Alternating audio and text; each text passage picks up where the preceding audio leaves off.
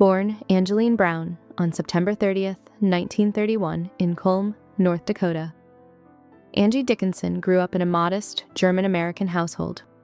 Her father, Leo Henry Brown, was a small-town newspaper publisher, while her mother, Frederica, managed the household. At 10, Angie's family relocated to Burbank, California, which turned out to be a pivotal move. It was here that Angie's beauty and presence started to capture attention, eventually leading her into the world of entertainment.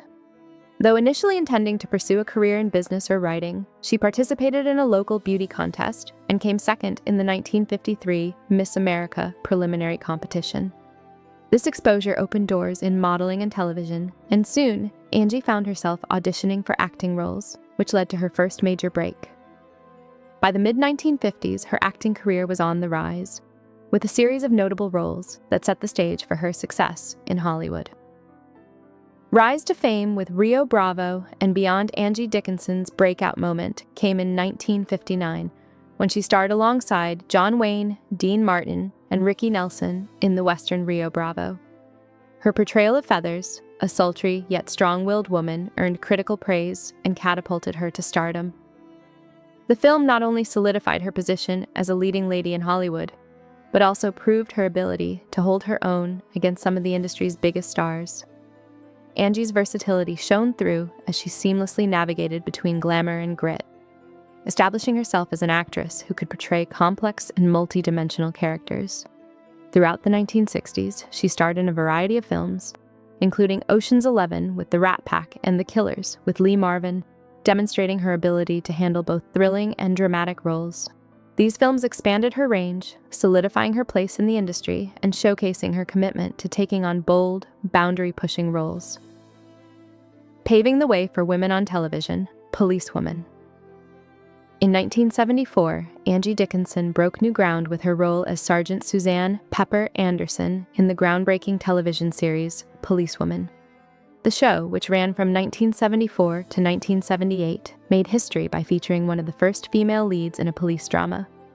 Angie's portrayal of a competent and fearless undercover cop resonated with both male and female audiences, and her performance earned her a Golden Globe Award and multiple Emmy nominations.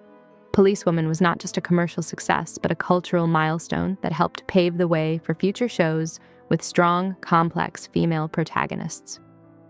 Angie's portrayal of Pepper was both tough and vulnerable, breaking stereotypes about women in law enforcement and proving that women could be more than just sidekicks in action stories. It was a role that left a lasting mark on the television landscape and made Angie a household name. Longevity in Hollywood, diverse roles, and evolving career. Throughout the decades, Angie Dickinson's career in both film and television continued to evolve. In the 1980s, she took on mature roles in critically acclaimed films like Dressed to Kill, 1980, which showcased her ability to tackle complex and controversial subjects. She also appeared in the television movie Hollywood Wives, 1985, further solidifying her status as a versatile actress. Angie continued to make appearances in high-profile projects, including cameos in Ocean's 11, 2001, a nod to her earlier involvement with the Rat Pack.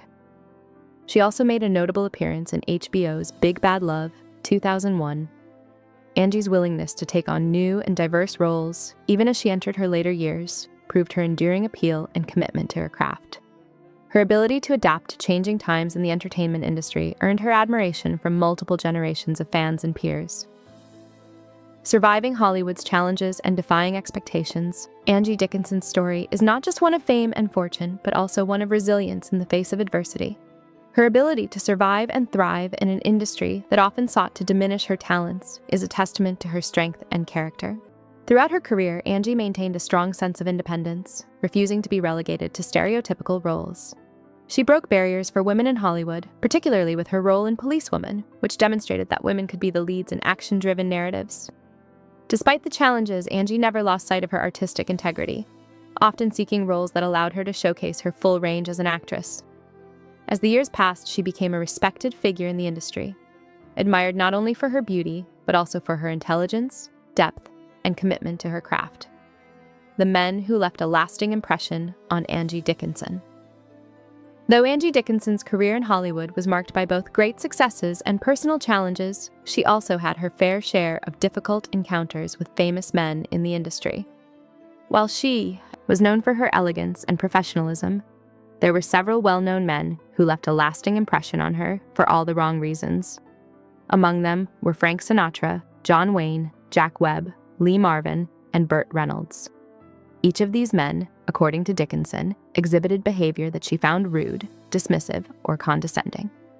While Sinatra's friendship turned cold due to his erratic temper, Wayne's patronizing attitude toward her on the set of Rio Bravo left her feeling diminished. Similarly, Jack Webb's controlling nature on the set of Policewoman made working with him challenging. Lee Marvin's sarcasm and cruel remarks also made him a figure she would rather avoid, as did Burt Reynolds' flirtatious and egotistical behavior on set. Despite their fame, these men left Angie with lasting memories of disrespect that she never fully forgave. Frank Sinatra, the complicated friendship. Angie Dickinson's relationship with Frank Sinatra was a complicated one. Though they shared a well-publicized friendship and even flirted with romance at one point, Dickinson often hinted that Sinatra could be difficult to deal with behind closed doors. She spoke of moments when his temper flared unexpectedly, and he would lash out verbally at those around him. While his charm was undeniable, Dickinson found his behavior intolerable, especially when he treated those who could offer him nothing with cruelty. Despite their occasional cordial interactions, the bitterness of Sinatra's mood swings and harsh words left a lasting negative impression on Angie. What started as a warm friendship eventually soured, and Angie was left with the memory of a man who, despite his talent, often chose to project a side of himself that lacked the grace and humility she valued in others. Burt Reynolds, the charming manipulator. Burt Reynolds was another actor who initially charmed Angie Dickinson, but over time his behavior began to wear thin.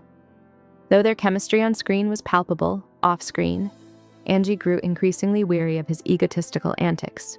She described Reynolds as someone who used his charm as a mask for manipulative behavior, often dismissing her ideas and focusing solely on his own image. On set, he could be flippant and dismissive, while in private, his flirtations crossed a line into discomfort. Angie eventually distanced herself from Reynolds, feeling that he wanted women to stay in their place, a place she was not willing to occupy. His manipulative and self-centered behavior led her to place him on her personal blacklist of difficult Hollywood figures. Conclusion: strength in survival. Despite the challenges she faced with these 5 men, Angie Dickinson's career endured, and she thrived in Hollywood. While she rarely publicly named names, those close to her knew that she had a strong memory and an unwavering sense of self-respect. She never forgot the men who disrespected her, and in her quiet way, she exacted her revenge by surviving and excelling in an industry that often sought to diminish her. Through her resilience, Angie proved that talent, grace, and strength could overcome the most difficult and disrespectful individuals in Hollywood.